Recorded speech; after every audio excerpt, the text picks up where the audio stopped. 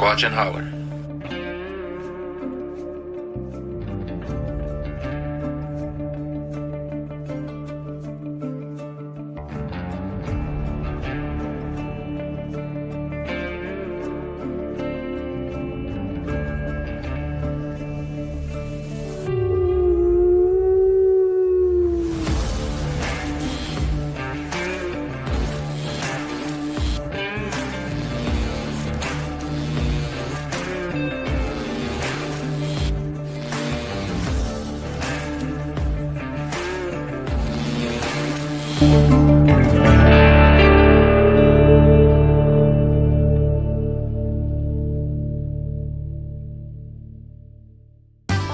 Please like and subscribe. And hit that bell.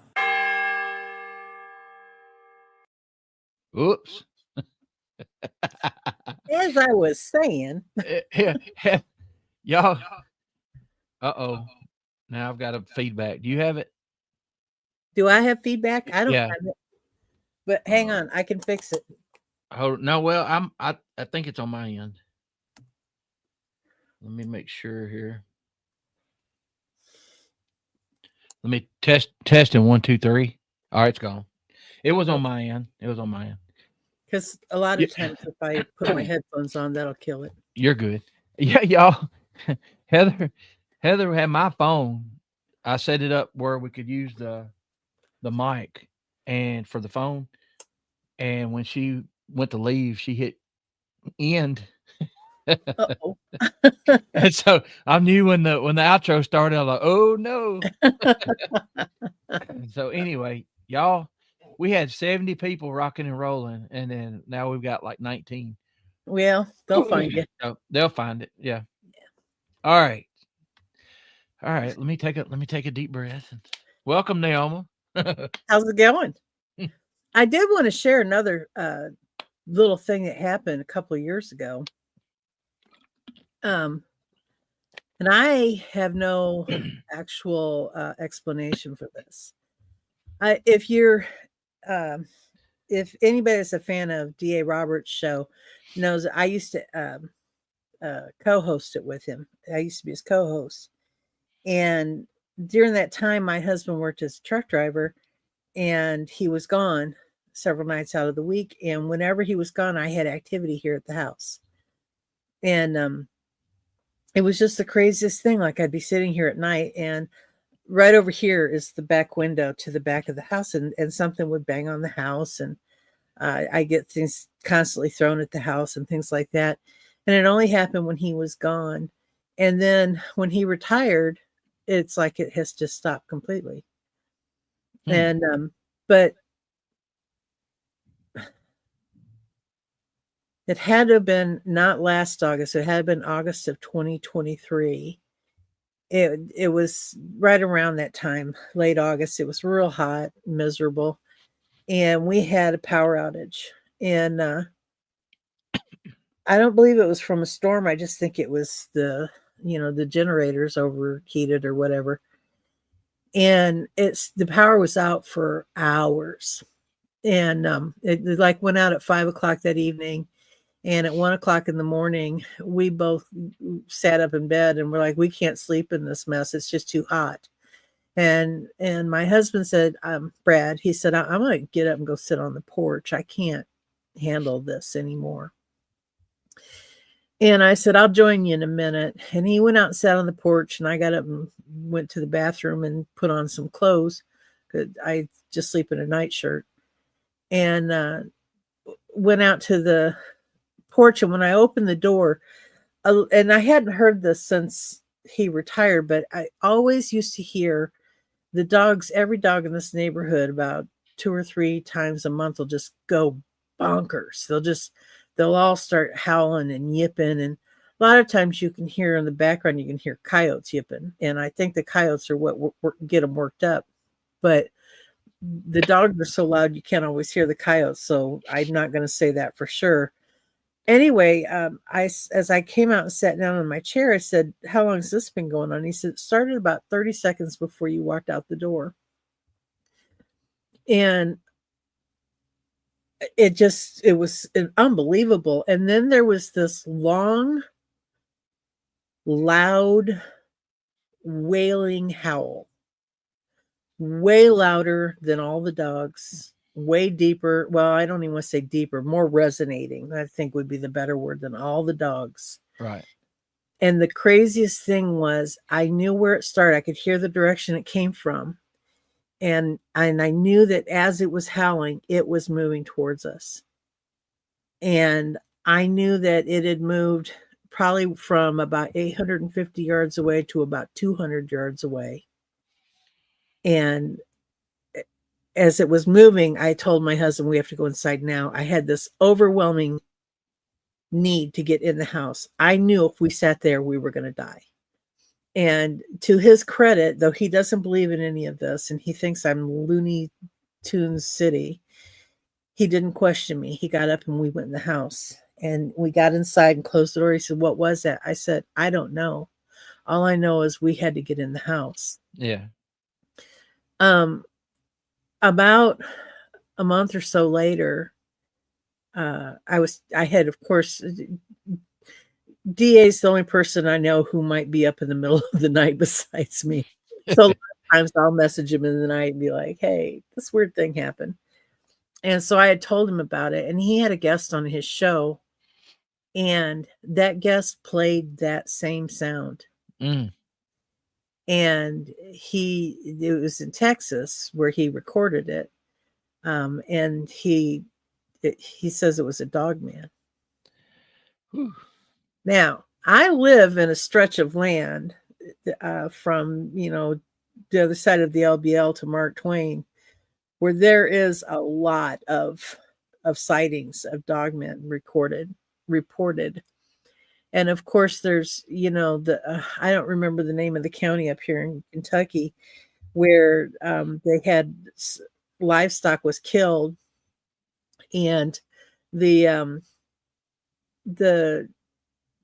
sheriff came and said, "Well, this was an animal attack," and they found a great big footprint, like a pad, like a dog's, only it had, I think it had claws exposed, which it wasn't shaped like a cat. It had the, well, I guess the dog would have the claws exposed. It's the cat that retracts, right? Right. Get them straight. Anyway, but when the DNR showed up, they said, "No, this is clearly human. These cuts are not jagged. These cuts are knife shaped." And the sheriff looked at the cuts and he said, "These are not sharp cut, or these are not straight knife cuts. These are literally, these are jagged tears, like something, And he said, "There's no human footprints around these animals. There's no indication of any kind of human interaction with them at all. This is clearly an animal attack." And he stood his ground and has continued to stand his ground. And the DNR has stood their ground. But They have to. yeah. Yeah. But it's one of those things where we'll never know for sure. But there's that, and then of course there's that 13-year-old boy that was taken, and there was the lady up in Louisville, which is the northern part of Kentucky, that was attacked, and then there's I can tell you endless stories about the LVL. Right. And so I live in this stretch of land where it's very possible. But I had always kind of assumed that what I had going on out here was Bigfoot activity until that night. Well, that topic scares me. Yeah. But unfortunately, I've seen some stuff recently that I'm gonna lean towards it's possible. We'll see. Yeah. But I didn't want to. I didn't. I mean, but you hear all these stories from around the world that talk about dog werewolves and stuff like that. Now I don't know what they would be, but if you go and you look at all the cultures that have werewolf type beings, Yeah. you can find it, right? So that, well, I guess what scares me is and by the way, thank you. I think it was David, wasn't it? Yeah. Yeah. David Rosty. he became. I got the cheapest membership in the whole YouTube universe. 99 cents. Thank you, appreciate it. So I guess the stories I heard first, because I didn't. This wasn't on my radar, so to speak, until 2.5 years ago. Mhm. And somebody said, "What do you think about the dog man?" I'm like, "What are you talking about?" You know. So Was that's that a kind of how that. series of books, children's books? Yeah, I don't remember that one, but the same thing happened. You know, like my buddy that saw the Bigfoot in '09, he almost hit him in the Jeep with his wife was with him here in this county. Um, Never thought about any of this stuff, and then his son said after that he became obsessed almost to his son, looking Yeah. at YouTube and looking, whatever he could take in on the subject. So, I think that once you see one, you either have to accept you're crazy or you have to go out in the woods and find one and prove you are. That's all there is. That's your only options. and that's a good point. When people, I said before when people ask me, "Why do you?" I don't know, but that's why I talk to y'all.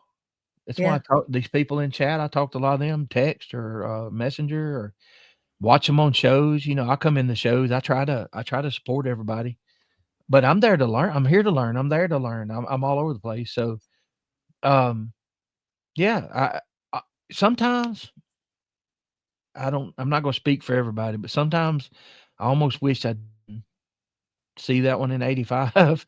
But then I get to thinking I wouldn't know a lot of these awesome people here. I Yeah. wouldn't have, I wouldn't have met you. I wouldn't have met Cam. And, I didn't look, I'm so new at this. I didn't know who he was. He, he's over there. And I'm like, I'm good audio wise with Yeah. voices. And I'm like, he sounds familiar, and we just, this is, look at that, Gary. Thank you, Gary. I need to be paying you, brother, because y'all do so much work. So y'all will say this, that helps us stay going because I pay for StreamYard so we can have, different, things we can do, makes it easier to set a show up. So just that little bit helps a lot. I really appreciate it. All of it goes back into this, whether it's equipment, here, I got this for the sound. I had people not complaining, but like, you need better sound. I'm like, okay, well, we'll work on that. Sorry. People have no idea how expensive this can be. I have a StreamYard account, I have an Adobe account, I Mhm. have a Spreaker account, I've got 3 microphones, 3 different microphones, 2 different cameras, I've got my laptop. All of this stuff costs money and to do it, and you don't really get much back. No, I no. mean, It people, they think when you hit that 1,000, there's some people I know that like, "Oh, you're making a killing." No, I'm not, y'all. I'll never get back what I put into this 'cause no, I didn't have a laptop. I started out with every microphone was a step up, of course, and this other one did me well, but I wanna start doing other things, so I needed better equipment. But and we do it for y'all, and we do it for us. We do it for us and y'all, so yeah. we appreciate it. Hillary, you know what? I'm so bad at this, I don't even know. I think there's a money sign somewhere, but Uh, I'm not sure. it's Maybe on, I don't have my YouTube up. If I did, I yeah, could probably walk her through it, but that's bad. I should know this stuff. But and I will do some things every now and then, for the I don't wanna go too much members only stuff. Hold on, turn this down. I don't see it on mine either, tell you the truth. On the phone, out beside the chat button. Is it well, it may be different on mine too, because hang I on, don't let know. me. No, that's fine. I think I have looked at the replays, Mhm. and I've seen the money sign on the replays, so, and I hate Albus pay. Heather said All Albus. right. She's showing people. She's tired of me raiding the bank account to pay for StreamYard. She said, "What is this? Oh, it's my AI. Like $9. It's I've been doing this." And she'll get that sideways grin, like, "Boy." Is it super stickers? Yeah, you may have to do it on a computer. Okay, thank y'all. I appreciate. Oh, Jay Fritz, look what. Oh, Look, wow. this is so random too, y'all. So like, Yeah. they're not picking. I mean, don't get mad if it doesn't hit you. That's like a lottery. Yeah. So anyway, that's enough. I really don't.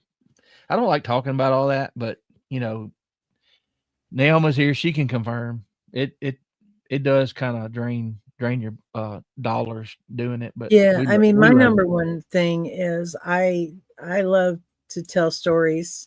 You know, I love to get invited to events where I can sit around the campfire and tell my stories, and Right. I earn money doing that. I mean, some people, you know, it depends on the type of event. If it's just a meet and greet, I do it for free. But if it's a conference or something, I Yeah. get paid to do that, and I can't do that if people don't know who I am. So I have to have my channel to do it. But Right. it usually ends up breaking even. I know. Look, So, we went to the Tennessee Wildman last year, and I carried some items. Heather's like, "You're gonna sell these?" I'm like, "Yeah, maybe." And thank goodness I did because it was further away than I thought it was, and I ended up breaking even because yeah, the food, the gas, and then Greg Howe shows up and has some cool. I don't know if he made it back in there.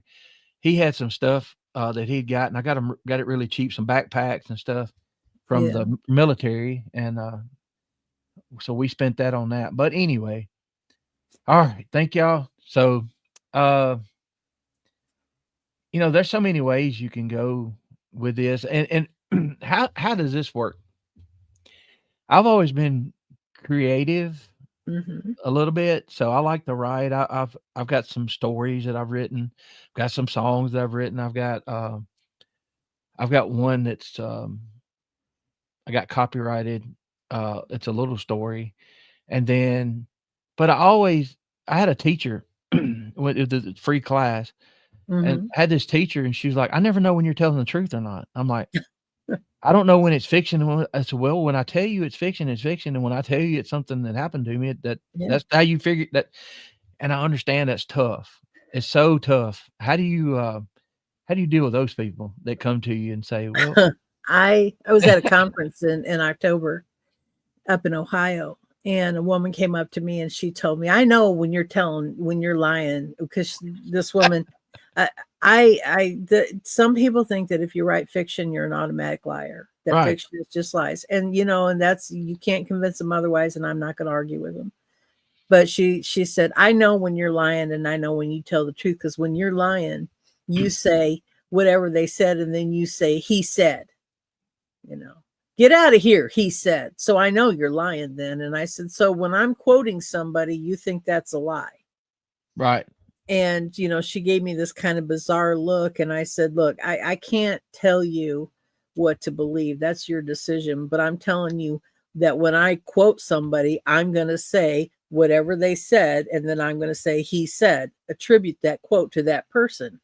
And if you think that's a lie, then that's your problem. But I think you probably think everything I say is a lie because you know I'm a writer. right. And she didn't respond. She just turned around and walked away. And I'm fine with that. And I used to get really upset and when, if they really knew, Naoma, that a lot of that fiction story is a lot of truth to it. yeah. Yeah, like I draw, I don't know if anybody has heard my Hunted Part 2 stories on Cam's channel. I'm gonna But write that down. they're probably two of my best. And the in Hunted Part 2, the mother of the main character, and this is fiction, they're fictional stories, but the mother of the main character died in Part 2. She was in her deathbed, and she passed away. And I pulled all of the emotions I felt when my own mother passed, and Mhm. I put them all into that scene. So even though I was writing a fictional story about a fictional woman who died, I felt that with all of my heart because I remembered what it was like sitting at my mother's bedside. Yep. And in when she passed, I was the only one there. Everybody else had gone home. And I sat there and I held her hand and I watched her take her last breath. And I poured all of that into that. So nobody ever writes anything that they don't pull from the truth. I actually was tempted to ask you, um, the first husband, the one that I hated and who hated me, and who we divorced. He passed away in September, and I wrote a sort of a kind of a eulogy for him on Facebook. And I was tempted to ask you if I could read that so people might understand better um, my relationship with him, and they wouldn't be quite so critical of either one of us for how things turned out with everything. You have it now? I can bring it up, but it's not Bigfoot related. I mean, it's my marriage related. Neoma, we're sitting here just chit chatting. Well, You do whatever you want to. This is well, your show. you don't have to ask me twice. Let me just bring it up here. Hey, you don't have. Yeah, I'm easy to get along with. I don't have anybody telling me what to do. Except, well, she's in there, but she don't. She has to come in here to do it. Well, it's called The Reflection of a Lifetime, and I wrote, "It's funny what we will share on Facebook these days that we would have once considered too personal. This is one of those posts. 41 years ago, I was an 18-year-old kid who genuinely saw myself as a throwaway. I didn't believe I was good enough, period. I didn't intend for this to be all about me, and already I've used I, or some variation thereof, 5 times, if you include the one in quotes. It isn't meant to be about me, but I can't help but include myself in this story because I'm the one who initiated it. Let's begin again. 41 years ago, I married Larry Heath. We dated for a mere 3 months, but I didn't have a home and he was offering. There would be no big announcement, no engagement parties, no grand wedding. On a Thursday afternoon at the home of his parents, we spoke our vows in front of his mother, my father and stepmother, his best friend Herbie, Herbie's wife Tina, and my best friend Amy. For the next 25 years, we shared a last name, a home, occasionally a bed, and little else. Larry elected not to participate heavily in the rearing of our sons. I was once told that he made that decision because I chased him away from it. There are rumors that I also drove him to the bottle. I would disagree heartily on both counts, but who am I to say? God knows I've never been an easy person to live with. I'm withdrawn most of the time, moody, volatile, and jam-packed full of more personalities than a ventriloquist dummy case. That we were mismatched in every way was obvious to even the most casual of observers. He liked hunting and fishing, playing cards, watching the Cubs and the Bears on TV, and drinking heavily. He also liked recreational drugs. He belonged to Pix leagues, dart leagues, and pool leagues, all of which were played at the bar. I liked plays and symphonies, urban exploration, things that go thump, growl, bump in the night, art museums, the strange and unusual, and writing. I went to church. Of course, I loved my sports as well, cut my veins and little red birds fly out. I'm St. Louis all the way. That made ours a mixed marriage. In my own defense, I married Larry in October. Honestly, whoever gave the Cubs a second thought in October back then? Ours was also an angry marriage from the very start. We never argued that we didn't scream. When we ran out of words, we would throw things at each other. I once threw a frying pan at his head and knocked him out cold. He once tore my kitchen cupboards off the wall. Since I was far more articulate than he, our arguments were often started by him entering the house, issuing a single word or phrase like a challenge, then turning and leaving the house with me on his heels, yelling and screaming the whole time. He'd lead me down through the woods, across the holler, up into the cornfields, back across the pasture, and into the barn. The whole time I would be voicing my objections to whatever petty statement he'd made earlier. By the time we got to the barn, I'd be too tired to continue and head back to the house. He'd stay in the barn. Nothing was ever resolved, but there were a lot of sleepless nights.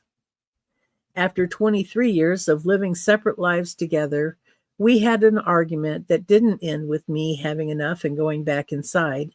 It ended with him having enough and asking me to leave. I packed some clothes and honored the request.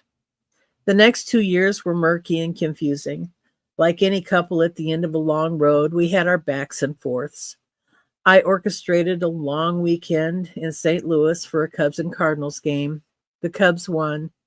Our marriage didn't. It came down to one difficult question and one simple answer. After being told that he had stopped drinking and doing drugs, I discovered a half-smoked marijuana cigarette. So I asked him, if you had to choose between this and me, which one would it be? I can still see him sitting across the table from me. His whole body trembled. His eyes filled with tears, and he stared silently for what felt like forever. Then he said, I've got to have my drugs. There really is nothing like the gut punch I felt when I realized that some dried up leaves of a plant wrapped in cigarette paper had more value to Larry than I did. There would be no more attempts at reconciliation. It was over. On January 30th, 2009, we made it official. Exactly 25 years, 3 months, and 3 days after we signed the papers declaring ourselves husband and wife, the judge signed the papers declaring our marriage no more. Since then, life has been a lot better for me. I've had some ups and downs. There was a 3-year period there where I got into an ugly relationship with a narcissist, but for the most part, I've been happy. For the most part, I wished I divorced him the first time we discussed it way back in 1985. If not then, maybe in 1991, when I went so far as to have the papers drawn up. For the most part, I haven't given Larry much thought. He went his way and I went mine. This morning he died. At 3 a.m., I woke up feeling sad and empty. I couldn't explain why I felt that way. I got up, walked around the house, thought about calling my current husband, a man so vastly different from Larry you'd think they were two separate species, and who was in Illinois on family business at the moment. I decided against it due to the time. I sat down at my computer and tried to write. Nothing came. I made myself some coffee and watched the sun come up, wondering what it was about this day that made me feel so empty. At 9:30, my daughter-in-law called to give me the news. Now I understood. After 25 years of marriage, even with 16 years of separation after the fact, he still had the power to reach out across the abyss and ruin a good night's sleep. Rest well, Larry Heath. They probably won't have any drugs or alcohol where you're at, but I'm told they're going to scatter your ashes across the pond. So there's that. That's awesome. Thank you for sharing that. Probably some people need to hear that too. I think it's just important for people to realize that a failed marriage happens because two people failed, not just one. Exactly. That's right. When I ended up getting divorced and, started easing back out there, and I'd done a lot of soul searching, and it takes two, and sometimes it's 4, 5, 6 involved because it's family members and everybody else too. But yeah. But I'd made the decision that it takes two, and when I was starting getting back and out, not dating, kind of, sort of. If I talked to a lady and it was 100% the man's fault, it was a huge red flag, and I'm like, wait a minute, you ain't done enough thinking yet. You know what I'm saying? Exactly. So yeah, and every situation is different too. But oh man, but it takes that's a big part of you. What's that? That was a big part of your life. I mean, Yeah. your early life, and I could tell you a story. I might tell you privately a similar story, that from my background, not me, but, in my family, and it was Yeah. kind of the same situation where, um, the person didn't have anywhere else to go, you know? Yeah. But if that hadn't happened, Nelma, I wouldn't have been here, so Well, and that's the thing. My baby wouldn't be here. And I love both of my sons more than anything in the world. And yep, something good came out of that marriage. The problem the mistake I made was not getting out early in right, life. I knew that it was a failure as early as 1985, and that it wasn't that happened. It was another event that happened in Labor Day weekend of that year, and then like I said in the story, in 1991, I even filed for divorce. But I have two wonderful sons, one of which I can credit to him, and I would not have. I've made a lot of mistakes in my life, and I mean a lot. But that's two that I don't consider mistakes. right. I think we all, sometimes we beat ourselves up for the Yeah, mistakes that they were actually the right thing at the time, so, yeah. uh, But like I said, I just want people to understand that it was his culture yeah, that made him react the way he did, the same as it was my actual event that made me react the way I did. And I don't want people to blame him and me or him or me right. for the outcome of that. It was an extraordinary event. I mean, Well, I know a lot of people who have had encounters, but that's because I'm in the community, you exactly. know. And and God, ain't it strange to go from not talking about it to people coming to you to talk about it? Yeah. It's Yeah, people act like, well, Neoma will know. yeah. Or I can point you in the right direction. I might not know. I do that all the time. I've I got mean well, I don't know if he's still in the chat, Joe Pat, but I'm sure you've seen him in Wayne's chat. mhm, He's a good friend of mine, has been since I started my channel. I just love him and his lady.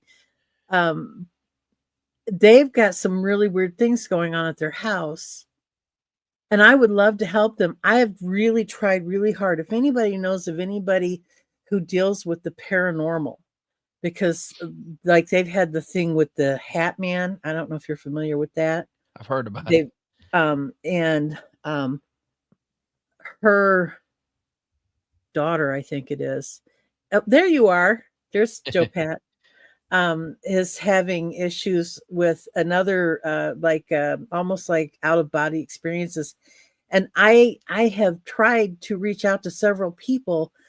They need someone to come and find out what's going on. Right. And bless their hearts, I wish I could help them. And I know that I seem like the person that should be able to help them, but I can't. It's Well making me crazy. and people, they come up to me and they're asking me these really detailed questions, and I'm like, I don't know. Yeah, I'm trying to learn. This is what I'm doing. I'm late to the party. I didn't even know you and Cam had a show until like 2 weeks ago. I'm learning this, but yeah. we're getting it down. I was well, our store shut down. God, I spent so many years there. My dad was going to leave it to me when they retired and whatever. And the state come by said, "We're taking this land and sign right here." And so that kicked me out and him out. So anyway, I tried real estate for a little while. Mhm. And my first client, Neoma, this lady, she was deaf, and it was perfect for me because I could text with her and I could think about the answers I needed instead of and trying to figure it out. Mhm. So her husband was in Texas, and he would text me and he'd call me. Well, they're about to buy this house, and we went in. We'd gone into some houses, and one of them just was all over me.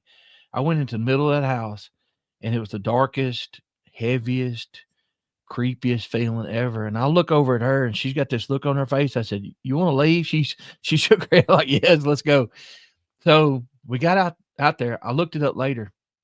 The middle of that house was built in the late 1800s. It was a Uh, log cabin type. But getting to the story, he was like, he called me one day. We're about to do this deal, and I'm, didn't have any money, and like, oh my god, I'm finally going to sell a house. And he said, "Can you guarantee me there are no ghosts?" And I was like, I'm in Spring Hill, Tennessee, in Keller Williams. I'm like, "Can you hold for just a second?" I'm like, "Hey y'all, I got a doozy here. How do we guarantee there's no ghosts in the house?" And they're like, "What?" Everybody looked up. I've never heard that before. I've been doing this 40 years. I think No, but I he think has there's only 2 states in the whole union that require that, isn't there? That you have that. to disclose that? Well, that well, I think it's this state. You don't have to disclose there's a death, right? No, I'm sorry. I was paying You're attention to good. Joe Pat. He Oh, really you're good. is. I absolutely love this man, and Shelley is his lady, and I think the world of these 2, and I so very much want to help them.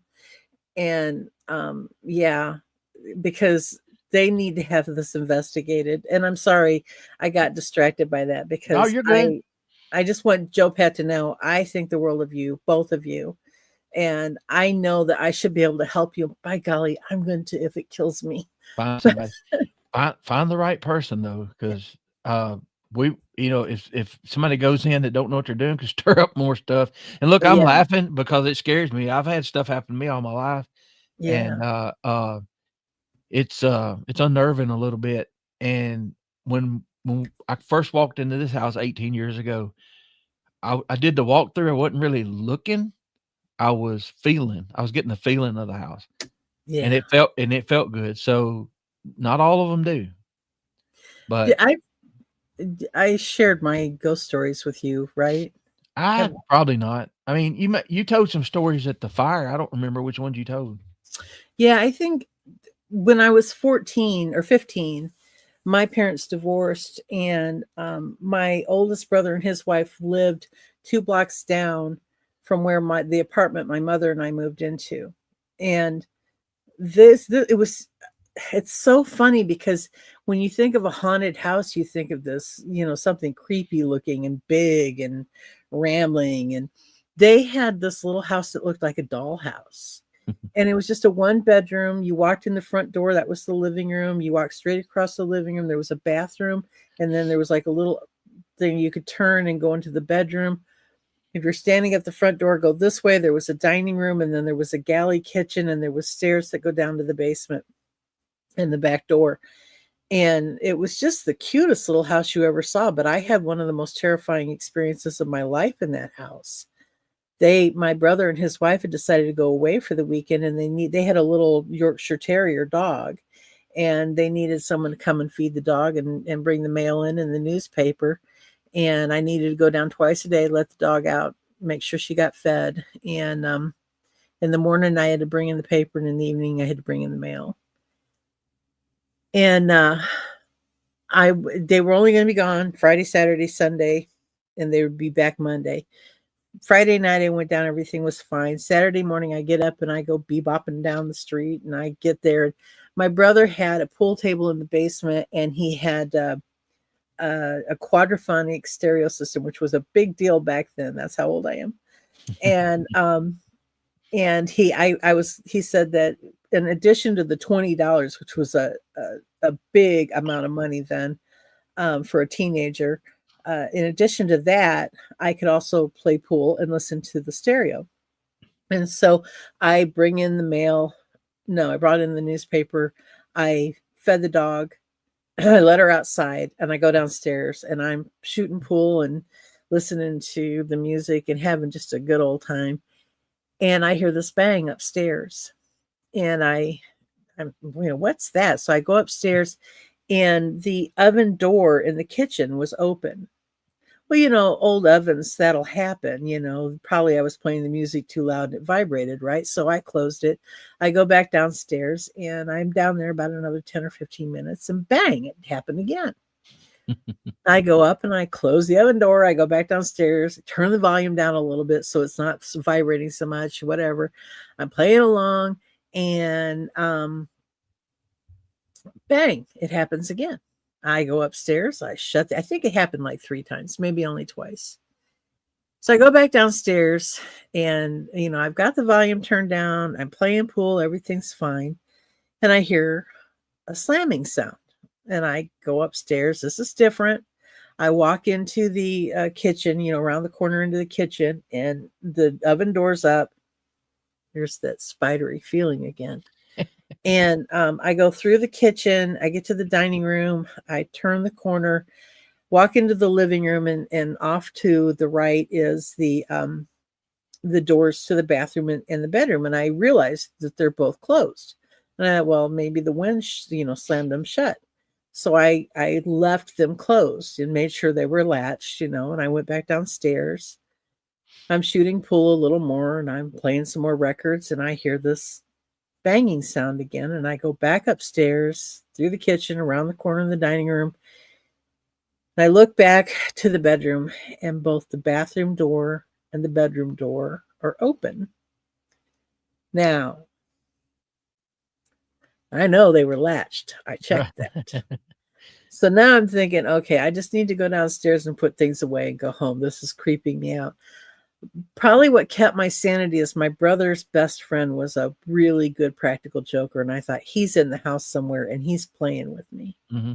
So I go downstairs, I put away, my brother was very, very meticulous about his pool table. I had to run this little vacuum thing across it and put the cover over it and make sure the balls were all up there and the triangular thing, and wipe down the pool cues, and had to make sure all the albums, he kept everything in alphabetical order. So I'd make sure I put everything back right and close down the stereo, and I'm listening for something, because I just keep thinking something else is going to happen. And as I'm coming up the stairs, I think I can hear voices, and I come through the kitchen. And as I rounded from the dining room, in the far corner of the living room was a television. And this is 1979, 1980. TVs just didn't automatically come with remote controls back then. I think they existed, but I'd never seen one. And I knew that one didn't have one. My dad bought a TV for $300 and the remote was $100. And he said, "No, I got 2 right here." He pointed to my sister and me. $100 was a week's worth of work back then. Yeah, it was. And anyway, that TV was on as I came around the corner, and it shut itself off. I did a left turn and went out the front door. I went down the road. I got down to the apartment. I told my mom, I'm not going back. You can have the $20. You can play pool all you want. You can listen to all the music you want. I'm never going in that house alone. My brother made fun of me for that. They teased me, look at the scaredy cat. She won't go in the house alone. But my sister-in-law was married before she was married to my brother, and she had 3 daughters, and her first husband had custody of the girls, but he died of cancer. And when those girls came to live with them, not one of them would stay in that house alone. Every one of them said there was something wrong with that house. So that was one of my big, most terrifying things. Now, the farmhouse we lived in for 19 years, it was also haunted, but this is a story that I never get around to telling, and it's too bad because I think it's one of my favorites. I was a buyer for the United States government at the Rock Island Arsenal in Rock Island, Illinois. And yes, we bought $1,600 toilet seats, and I'm not going to talk about it. Anyway, not really. I can't. I've got some stories too. So we had parts. This last place that I worked, and you would have a screw that would come in. It was like this, and it would be 30 something cents a piece, and there'd be 1,000 of them. Then you'd have a bag of them that looked exactly the same, and they're like 200 a piece, and there's 1,000 of them. You're like, yeah, what's the difference? What's the difference? Yeah. Anyway, that's all we'll say about that. Yeah. So, but my thing was, I specialized in services. So if something went wrong in one of the buildings, and it was more of it was as much of a historical site as it was an arsenal. And so there were lots of old buildings to take care of. The Rock Island Arsenals they had two main claims to fame. One being that it was on the Rock Island Arsenal was the second largest private residence maintained by the United States government. The first largest is the White House. So that was the first claim to fame. Quarters One was the second largest. The other one was that it was the Andersonville of the North during the Civil War. And, the Andersonville was the horrible prisoner of war camp maintained by, I'm going to New Orleans in November, by the way. That's a creepy place. Yeah, I'm excited to go. But anyway, everything that you heard about the Andersonville being the southern POW camp was equally as bad at Stevenson, which was what the arsenal was at the time. And so there was always like creepy stuff going on there. But my job, I had a contractor come in. They had decided to move the firing range from the basement of an old building. They built a new firing range at the far end of the island. And my job was to have all of this cleaned out because it had, it was lead, and so we had to do a lead containment and clean it all out. And I was there with my inspector and my contractor, and the building was, the room was sort of I-shaped. You had this long room room this way. And then at the opposite end, there was a long room this way, and it was connected by a long, narrow hallway. And off of the hallway were 3 doors on each side, and those were the shooting ranges. And I was standing in the hallway, and my inspector and my contractor were in the first room to my right. And I'm looking down the hallway, and a man came and stood at the end of the hallway, and I went like this. And my inspector said, "Who are you waving at?" Oh no. And I said, "Well, there's a man down there." He says, "There's no man down there." We were 2 floors below we were not in the basement of this building. We were in the basement below the basement. We had gone through locked doors every time. Now the arsenal is full of tunnels. I've been in half of them. And they're not a secret. Everybody knows they're there. They run the pipes through them. You can go from one end of the island to the other without ever having to leave the tunnels. But the one thing about the tunnels is that they're all on the basement level. None of them go that deep. And we had gone through 3 sets of locked doors to get in there, that we'd had to sign out from headquarters at 390 even to get in there. And I can't remember my inspector's name, but he said, "There's nobody in here. There's no way there could be anybody in here." So we walked down. I was like, "Well, there's a man down there." And we walked down the hall, and that room was completely empty, and there was no exit. There was no entrance to a tunnel. There was no exit door whatsoever. But I clearly saw a man standing at the end of that hallway, and I waved at him. He looked, we had eye contact, and he was as solid as you and me. And see, we could talk. I could do a podcast about ghosts, and because I've had so many things. When you're telling that story, it wasn't a person, but I was in the back of the old store we had, and I'll make it quick. I was back there by myself. There was a room that used to be used as a kitchen, and there was one door in and out. Okay. I had the back door open, and I was cleaning up and throwing stuff out in my dad's truck. And we had a pool table, a bar table, private one set in the back, we could use. And I looked up and I saw this shaggy dog, tail, tongue. It's happy. It wasn't threatening. It was a bigger dog. Runs inside the door and goes into that other room. I'm like, "Hey, get out of here!" I'm about 16 because I'm driving. Because I was driving his truck to the trash place. But anyway, I'm like, "Get out of here!" And I'm still leery. I did notice the dog was in a good mood, but I'm easing around through there. I'm like, "Hey, you can't be in here. You can't be in here." There was no dog. How do you explain that? You can't. I saw it plain as day. I mean, I saw the mood of the dog. I'm not saying, hey, I thought I saw a dog. It was a happy dog, Yeah. And I'm like, I didn't know whether to tell anybody that either. I'm like, It's like that moment when I waved at the guy. I felt like I had an interaction with him, right. He didn't necessarily wave back at me, but I know we made eye contact. Just Well, like let me you ask. talked to the dog. Well, let me ask you this. So we always talk about this. Like if you're in a restaurant, you're somewhere, and you get that feeling, you look up, somebody's looking at you. Did you get that feeling right before? Well, no, It's hard because to. I was looking down the Oh, hall okay. and he crossed and he stepped into the hallway. Oh God, the one thing that I do remember is how weird his head looked when he turned. It was not natural. Yeah. But he stepped into the entrance of the hallway and did one of these things and looked down at the hall and I just went like this. And my contractor, I remember his name was Kevin. I can't remember my inspector's name. They were inside the room, so they couldn't see down the hall. But my inspector immediately looked at me and said, "Who are you waving at?"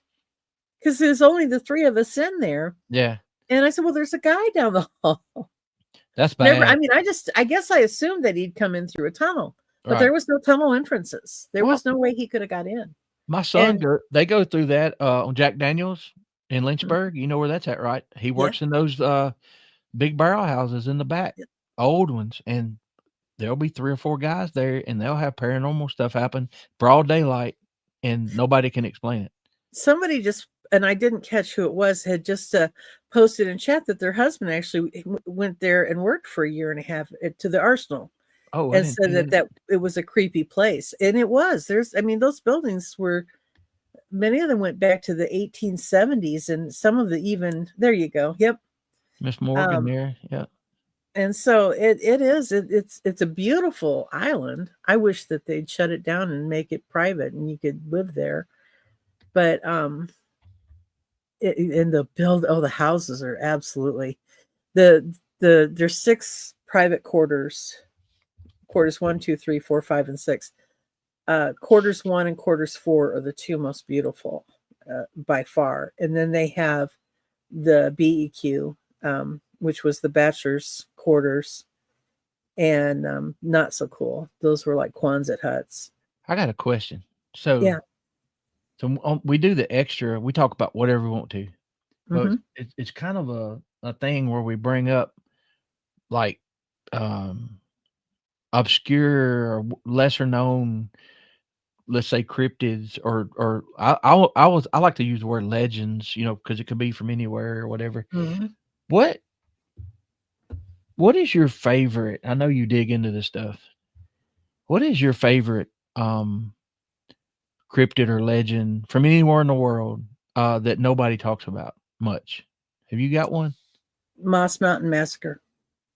Wait a minute. Moss? MOSS? Yep. The Moss. Moss Mountain Massacre. Okay. There are cryptids that I find really fascinating. Like I love the hide behind and wood devils. I love knot deers. Those all fascinate me. But the legend that fascinates me the most is the Moss Mountain Massacre. I don't think anybody's ever seen it the way I see it, which makes me think that I'm probably off. But the story is that Thomas Nuttall he was a naturalist. He was born and raised in England. He was actually trained to be a printer. He worked as an apprentice in a print shop. And but he decided that he didn't want to do that, so he jumped on a ship and came to the United States. And the United States was a very young country at this time. It's about 2000, right? That's not young. It was about 1806. And he hooked up with oh gosh, I can't even. He was at the University of Pennsylvania. He was America's foremost naturalist, and this guy discovered that Thomas Nuttall actually had an affinity for this kind of thing, and a great love for it. And he said, well, I'll send you out on an expedition. One of the first expeditions he sent Thomas Snuddle out on was one with Lewis and Clark. Hmm. And they went out and they explored all of the Great Lakes, and they explored a lot of southern Canada and northern United States. And he collected all kinds of samples and of species and plants and you know, bugs and all kinds of things. In fact, the Nuttall woodpecker is named after him, by the way. Okay. And so, unfortunately, Lewis and Clark lost all of those samples on their way back somehow. But he also famously, by himself, traveled all over the Ohio River Valley. He started in, well, not the entire, just the Ohio River Valley, but he started in the Virginias, and he covered some of North Carolina, Kentucky, Tennessee, some of southern Ohio. And he just, for like several years, a few years, he traveled all over that section, collecting new species of plants and insects and mammals and he really helped grow the fauna and flora dictionary of the United States and North America. But he was a British man, and that particular part of the country was originally a French territory. And this was in the early 1800s. The British and the French were fighting. There was rumors of war with the British and the English, because the English kept pulling over our ships and taking all of our sailors and putting them into combat in what is inscripting? What's that? That's not the word. In scripture, whatever. Anyway, and so he decided to go back to England and just to wait out the war, which he did. And the war ended in 1814. And as soon as the war was over, he came back to the United States and was immediately given an expedition to go down the Ohio River, down the Mississippi River, to the Arkansas River, and back up. And this would be 1819 by the time. In fact, it happened on Halloween night of 1819, October 31st. At that time, it wasn't in the 1800s. It wasn't, like, ooh, Halloween. It just is coincidentally that was the night. And as they went along, they were impressing them. Impressment. Is that right? Okay. Anyway, you know what I'm talking about, though. That's all that matters. Because sometimes I don't. So anyway, unfortunately, so they're on these longboats. They've got their horses. Sometimes they're on horseback. Sometimes they're on the flat boats, not longboats. And they're traveling down the Ohio River Valley, and they're going down the Mississippi, and he's collecting all of this stuff. And he's got quite an expedition with him of many people. And he has a really good rapport with the native people in the area. But even so, you never know one time to the next if they're friendly or if they're going to be, violent or whatever. And because he was English, he wasn't real loved by the Americans who had just gotten out of a war with them, or the French who had been, yes, you're right. You're right with the word. I'm just not clicking in my head, but that was the major cause of the War of 1812. And so things just, he wasn't a real liked guy in this expedition. And to make matters worse, halfway down the Mississippi, all of these guys contracted malaria, and they fought for months, with all of the symptoms and issues with malaria, and things went to a real bad slow crawl. And just, it was turning into a real bad, angry nightmare of a situation. And because they never knew when they'd move into a new area if they were going to have friendly or non-friendly interactions with the native people, they had this habit of, they'd build the fire in the middle of the camp. Some of the men would sleep around the fire. Some would sleep out in the brush just outside the fire. So they were kind of all scattered, and they would not ever all be caught in one. And because some of them were still suffering with malaria, they tended to be the ones they'd push out into Got the away from brush everybody. and get back there. So October 9th, or I'm sorry, October 31st of 2000, there I go again. October 31st of 1819, they pull up on the Arkansas River to an island known as Beaver Island. And they build their fire. The men go to sleep. Some are around the fire, some are out, in the brush. And in the middle of the night, Thomas Nuttall wakes up to the sound of screaming, and just a horrible massacre is going on. And half dazed and half asleep, he's kind of trying to focus in the night, and he sees these massively tall silhouettes physically ripping his men to pieces. I mean, we're talking ripping arms and legs off, throwing them, with superhuman strength. And he's laying there, and he's weak, and he's confused, and he's just watching his entire expedition just being massacred. He wakes up the next morning. I mean, he passes out, just, I think, probably out of shock for what he's watching. He wakes up the next morning, and he kind of crawls into the clearing around the fire, and he's looking around at body parts.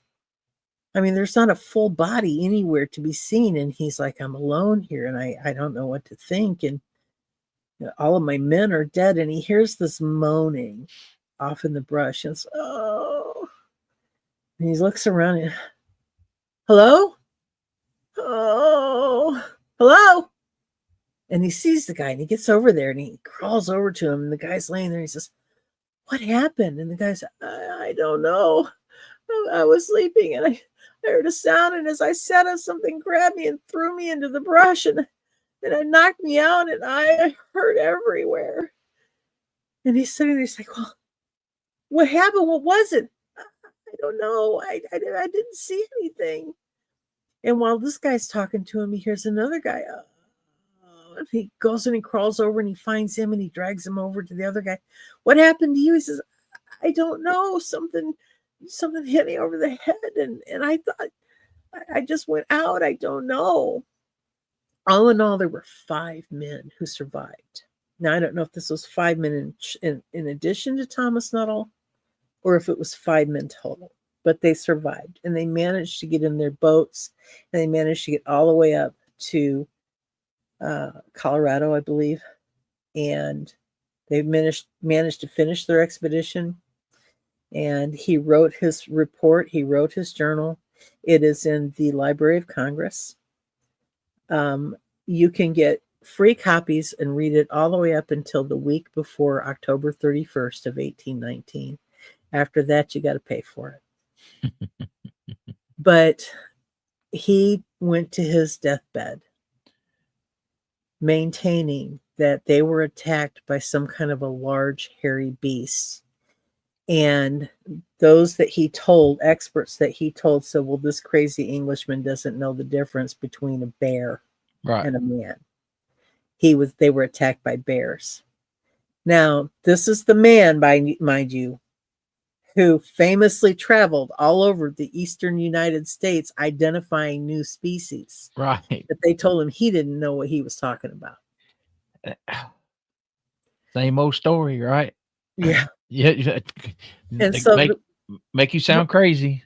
Exactly. One of the interesting things about that is there's a guy named P. Allen Smith, and you might have heard of him because he used to, and maybe he still does, but I don't have a regular TV, so I couldn't say. But he used to have a gardening show on PBS, and he owns Moss Mountain Farm, which overlooks Beaver Island. That's where it gets its name, is his farm, which is absolutely gorgeous. If you ever want to see a beautifully landscaped farm in the whole 9 yards, just look up Moss Mountain Farm, or Plantation maybe is what it's called. And every year he hosts a Halloween party where they sit and listen for the ghosts of the men who died on that island that night to wail in the night, because they say you can still hear them to this day on Halloween night. And I just always thought that was such a neat, interesting story. And the fact that it was basically buried in the annals of history because the experts said that the man that they sent out to identify species did not know what he was talking about. So if he doesn't know that, do you wipe off everything else that he said? Exactly. Why would you Yeah. send that man out if Well, you how think you you can't cherry tell the pick difference like, between? oh, this is great here. No, no, no, Yeah, no, no, no. yeah. Well, Selective truth. unfortunately, that's happened a lot Yeah, throughout history, and we did used to. I remember going to. You could go to newspapers, or you could dig in libraries, the microfiche, and all that stuff, and we learned how to do all that. And nowadays, um, unless you know, I mean, my mom used to do search on the internet, and she did something different. The Boolean search or something like that, and she would do other things. And it's funny, some of the stuff that we used to look up and it pop right up is gone now. completely gone. And Even things, even certain tools that I used to use. I used to go to newspaper.com and I could look up any topic in any newspaper, and it would, if I could give it a window of time or a mhm. place or whatever, I get hundreds of, maybe even thousands of hits. But they've changed that to now when you look at newspapers.com, it's just all genealogy stuff. You Well, can't look up any topic anymore. I remember the early days of the internet. There was a story from the late 70s from Culleoka, Tennessee, which is next door to Mooresville. Uh, Mhm. and you go on to Columbia, you know where Columbia's at. Yep.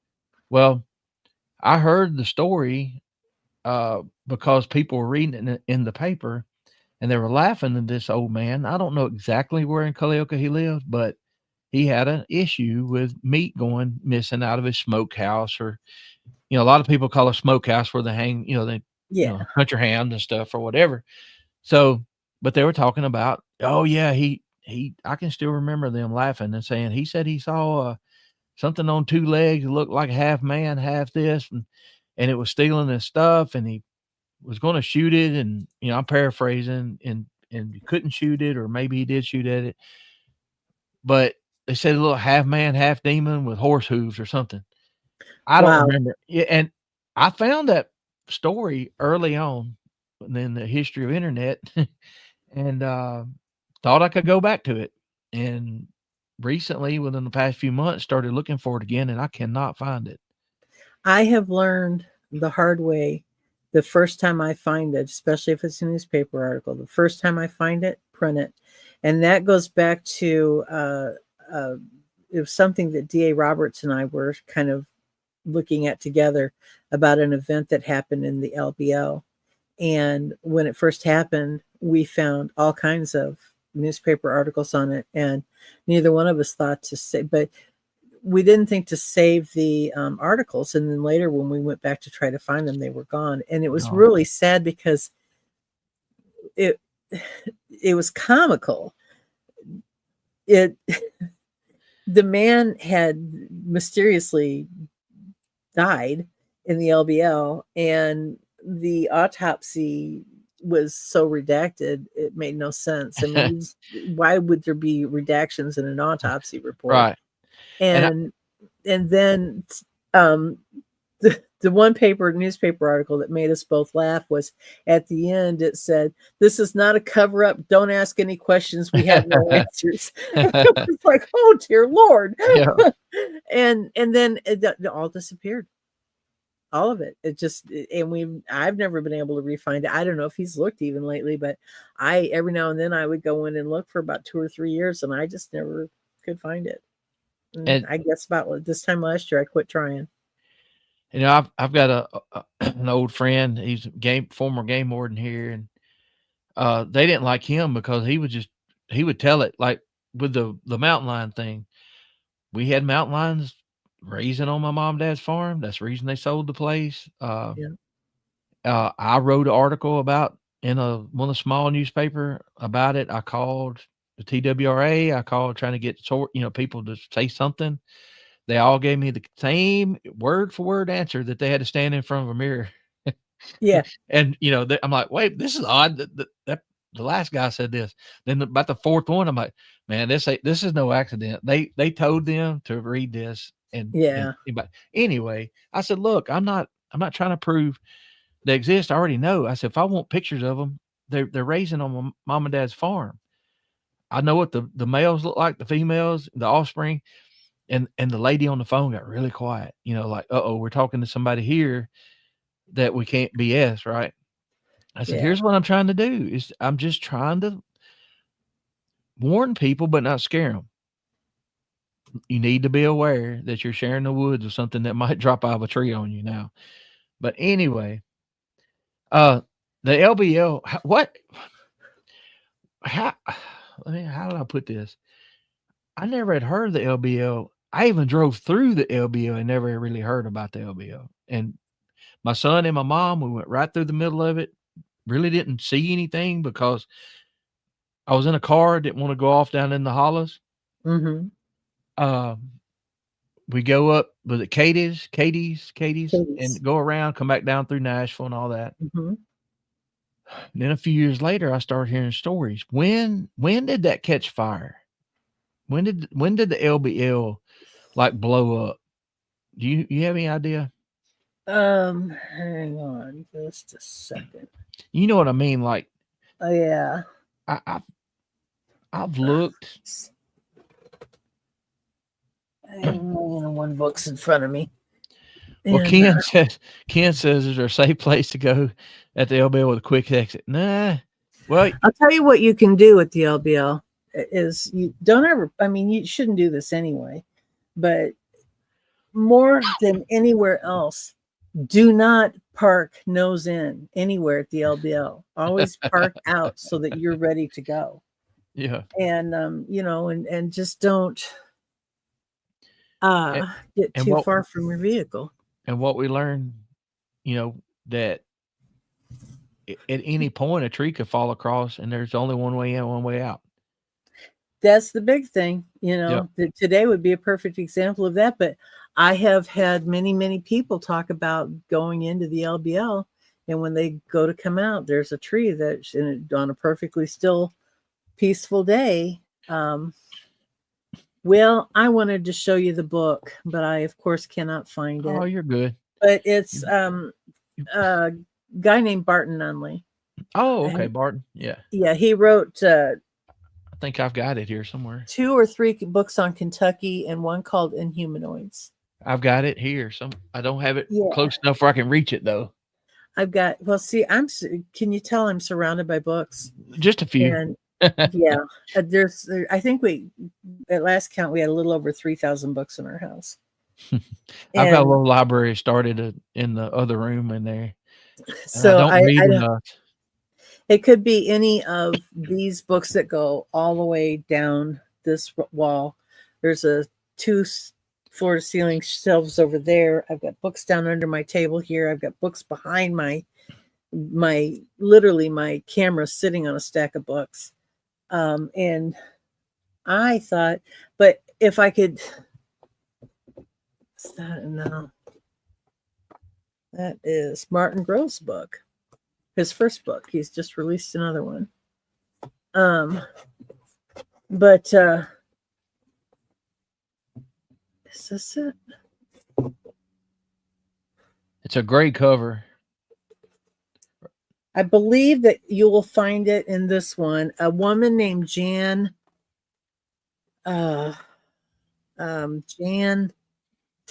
Thompson or Thomas, I think was her name. I believe that she is the one who he interviewed her, and she told the story. Have you ever heard of the cloaked hedgehog? No. She had a channel, and I don't really know why she quit doing it, because she was such an amazing storyteller. She had this lovely, slight Norwegian accent, and she spoke very quietly and very elegantly, and you could just listen to her and just fall into a deep sleep listening to the cloak hedgehog tell a story. And she's the one who made the story famous because she took the story from the book and she narrated it. But it was a woman named, I believe her name was Jan Thompson, who Barton Nunley got the story from. And he put it in either his first or second book. And I didn't see it in there, but that doesn't mean anything. I didn't spend a lot of time um, trying to find it, as you obviously saw. And because she did such a great job narrating it, people, I think she's that one story's probably had millions of clicks on it. And oh my gosh, she just did, I think she even expanded on it. I don't think she read the actual story. I think she took the story and told her own version of it. And that's where that's sort of the starting point for the story. Now, I think probably the person that you should ask who knows, yeah, me too. The person that you should ask who probably knows the most is Kumbo. I think he knows quite a bit about it. Yeah, we've talked a little bit about it. Yeah, and I think he's actually even spoken with game wardens and the like who know. And Right. I know that at one time he took a whole back when with the Bigfoot Outlaws, I think he took a whole group of people up to the Mumbers Bay and showed them exactly where it was at. That's more. I haven't been there. I believe Mike Smith was telling me that's close to where his Bigfoot encounter, the two big feets, they were cooking hot dogs. I believe that's close to where his was. And he said, no, I do remember this. He said, Demumbers Bay, he was warned not to go there because some bad things have happened there. Yeah. Demumbers Bay and the Devil's Backbone are supposed to be the two worst places. And they're at opposite ends. Demumbers Bay is clear up here, and the Devil's Backbone is. Okay. Well, I do know we've been there a few times, and there's enough stuff happened that I've been called a liar on other channels. So yeah, that tells you, but I have the video of the footprints, over 30 something footprints, 3 or 4 different individuals. So I don't know how you fake that. And then you've got, we didn't have video of the white wolf that I saw with the red eye shine when we left y'all one night. It was really close. I remember you talking about that. That was nutty. I talked to Barton about it, and I feel like it was probably just a massive white wolf, but I never had seen a canine that large. I've seen wolves here. They're scarce. Yeah. But I had never seen anything like this. And the energies, the little lights and stuff that people were seeing. And I think Barton actually leaned up on my truck or Heather's truck and filmed some orbs. He was telling me, and he's like, wait a minute, where are you at? I'm like, we had the white awning, the blue tent, and the maroon truck. He's like, oh, I was leaning against y'all's truck filming. I'm like, yeah. That's interesting because I remember several people talking about orbs while we were there. Mm-hmm. And I never saw any. I'm like, I would be happy to believe in the woo, but somebody's got to show me some damn orbs, and I haven't seen any yet. Well, it's like everything else. We can't make an appointment to go. So, hey, we want to see an orb show. Yeah. The ones that I've always seen have been. Mr. Bigfoot, if you could kind of be there with the orbs on this date, I'd be happy to get my camera out. You don't know me. I'm Neoma fan. And me and Roger I would definitely share the profits off of the video with you. If you wanted to build a house in the LBL, I would fund it. But you need to show up with your orbs, Mr. Bigfoot, please. The only thing that I know of that was the commonality between the few times that I have seen them was it was clear, cool, like October, no leaves on the trees, no humidity. Now I've never really seen anything. Well, could you see it if it's in the deep woods and you're in a field? Could you see maybe of it, right? But that's the only thing I've got. The weather was the same like the 3 times. So I don't know. Yeah, I like I remember everybody talking about them while we were there, and I thought, man, I Well, haven't seen it. I And I drove around, after because I didn't stay the night the whole time. I think I stayed one night, and then one night I drove home and I came back because I live close enough that I can do that, and my back hurts bad enough that I'm willing to. well, And we debunked some of them, Neoma, because yeah, I was talking to somebody there close to your car, and I look up and I see a flash, and I'm looking around at first to see is that somebody walking up there? And then I see another flash. Well, you remember it was like mid-30s at night? hmm I've never seen fireflies at night, lightning bugs in that cold, and that's what everybody said there were. I'm like, and it was up there no, close to the cemetery, and it went yeah. across, but we started seeing more of them, and what that was April, right? No, was that the end of March? Was it in April? I Maybe? thought it was in March. I'm not sure. Oh no, it was April 6th. I'm Oh, sorry, it was April 6th. so that The early freezing April greet was in March. so early April, we're seeing lightning bugs 35 degrees-ish. Yeah. That's not right. I don't think that's right, y'all, if you correct me if I'm wrong, but these things started popping off, and this one was going along the ridge down all not up. The Yeah. cemetery is over here, and I'm like, "Y'all, I see." I'm looking at something, and I don't know if Pyro, I don't know who I was there. We started looking, and they saw them. Then I went to get a thermal from Greg. Couldn't see anything, and then they started popping off, and they're Yeah. on this side of the hill, but they're not anywhere else. Uh, Yeah. I don't know. I can't tell you what they were, but if they were lightning bugs, they was the toughest son of a guns I've ever seen.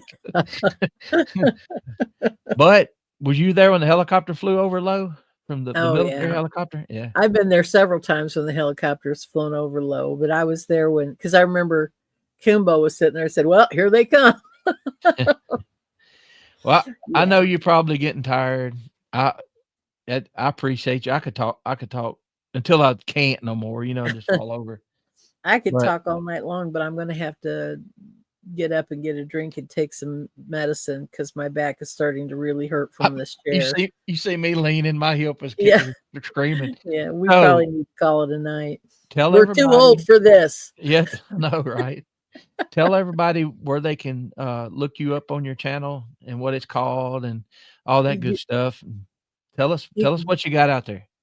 you can find me at Neoma Finn, open to doubt. It's okay to doubt as long as you ask the questions.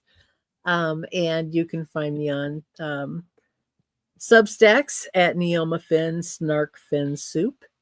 And on my podcast, I have an Open to Doubt and a Snark Fin Soup podcast. Have not put anything on either of them for a while, but they are there. And because I was in a lot of pain for a while, I kind of had to slow down on everything. So I'm just kind of getting back into it. Directly behind me, you can see my book. Not my best work, but if you want to help support me, you can get that on Amazon. And you Hey, can hear my stories on Cameron Buckner's Dixie Cryptid. Some of my best ones are Hunted Part 2, Something Worse Than Bigfoot, and I guess that's the 3 best that I put on there that he's read for me. and in a few weeks, we're gonna be on a show, Wayne and Tiffany. What do they call On it? the Did they change the name? the Bigfoot Report. Bigfoot Report, and Yep. we'll be on there talking about Bigfoot feelings. Yeah, the No. emotional aspects of having seen Bigfoot. Yeah, and, uh, I think that's a conversation that needs to be had, I the agree. and the people and it needs to be had for people who haven't had the bad luck of seeing one, and you can kinda maybe understand, which I think we do a good job of kind of telling it, but to have people at a round table, so to speak, and that's the discussion, I think Yeah, it'll be good for other people too. I agree. I think that I wanted to tell you my husband when I told him what the topic was going to be. he said, man, that's just genius. He says, I've never heard anybody take it from that angle. He said that he loves it when there's something fresh, Yeah. And he said, that is absolutely genius. That's something that nobody talks about. And I said, well, it's because it's hard to talk about. Well, and I don't know if I had a hard day or whatever it was. I was in chat and I'm like, we need to do talk about the feelings of Bigfoot, how it affects people's lives. And, and then Tiffany, she contacted me. She said, hey, we're thinking about doing that. I'm like, okay, cool. I don't want to do it. I don't want to do it because I want to be involved. I want to be listening. And I think it's better for somebody that doesn't understand it. They'll have better questions. Yeah. Because I'm sitting here, I'll know exactly what you're talking about. And I'm like, yeah, go Neoma. Tell them. But anyway, thank you for coming. We're going to have a part 1, part 2 now because Heather hit the wrong button. Yeah, blame Heather. Did you see the look on her face? I looked up and like, what's going on? And I could see her going, oh. All right. Thank you, Neoma. All right. We'll talk to you. Get down this way. We'll go to the truck stop and we'll buy you supper or something down here. It's so funny. We literally live just off the same road. I-65. Oh yeah. I'm 5 miles. We had our store. I'm 5 miles west. You're 5 miles east, right? Yep. And I think you're about as far into Tennessee from Alabama as I am into Tennessee on the other from side. Kentucky. Yep. Oh, if it wasn't for Nashville, I know. I hate driving. Yeah. That's the part that sucks. That's another show. All right. Yep.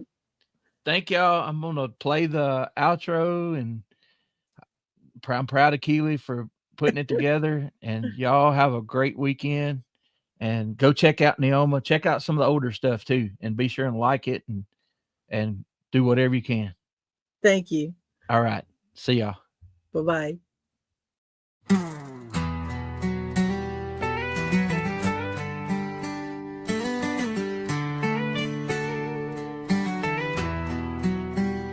By the flickering campfire, tales come alive of a creature in the shadows where legends survive.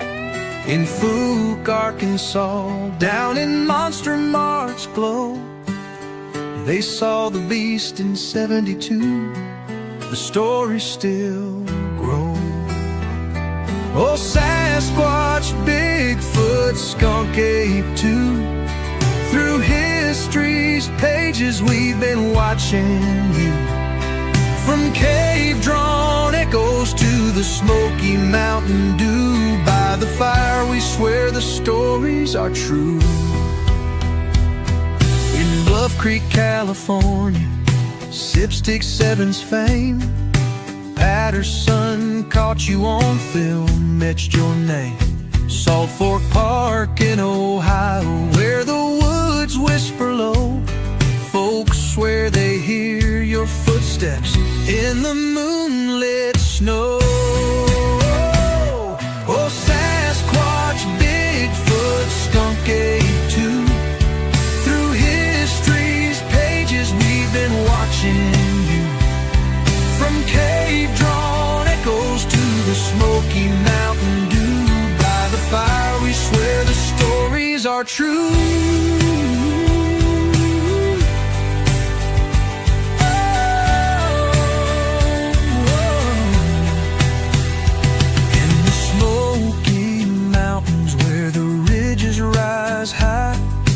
Appalachia's old trails, hear your lonesome cry.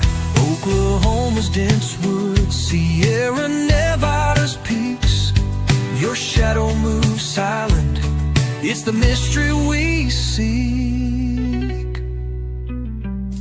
Cave drawings in the stone from a time long past show a towering figure, intelligence vast.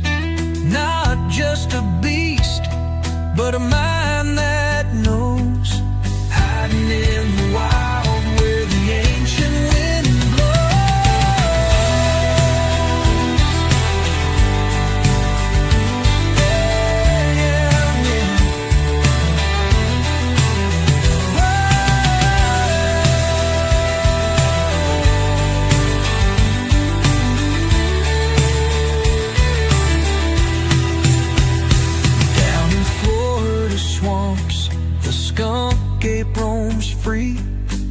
whiff of the wild in the cypress tree.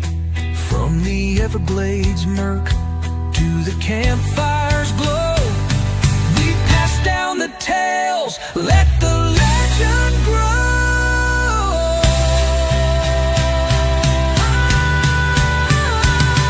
Oh, Sasquatch, Bigfoot, Skunk Ape,